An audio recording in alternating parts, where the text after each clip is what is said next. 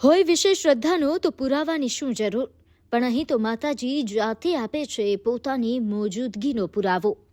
કચ્છના સુપ્રસિદ્ધ તીર્થધામ માતાના મઢ આશાપુરા મંદિરમાં આજે નવરાત્રિના આઠમના પવિત્ર દિવસે રાજ પરિવારના હનુવંતસિંહજી દ્વારા પત્રી વિધિ યોજાઈ। આ વર્ષો જૂની પરંપરા જે 450 વર્ષથી વધુ જૂની છે, આજે પણ યથાવત છે। પત્રી વિધિ દરમિયાન થાય છે એક અદ્ભુત ચમત્કાર માતાજીના આશીર્વાદથી।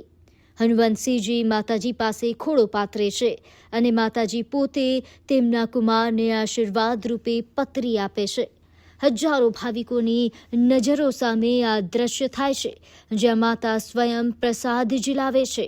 આ વિધિમાં માતાના પ્રિય ફૂલ જેવી પત્રી એ માતાના ચરણોમાંથી ખોળામાં પડે છે અને તેની રાહ જોવામાં આવે છે। ત્યારે રાજવી પરંપરા અનુસાર મહારાજા અથવા તેમના પ્રતિનિધિ ઊભા રહીને પ્રાર્થના કરે છે અને માતાની કૃપા વરસે છે। માતાના મઢમાં આ વિધિ કરાઈ અને હજારો ભાવિકોની નજરો સામે માતાજીએ આશીર્વાદ વરસાવ્યા। વર્ષોની આ પરંપરા આજે પણ જીવંત છે। જય માતાજીના નાદ સાથે મંદિર પરિસર ગુંજી ઉઠ્યો। જય મા આશાપુરા, જય માતાજી।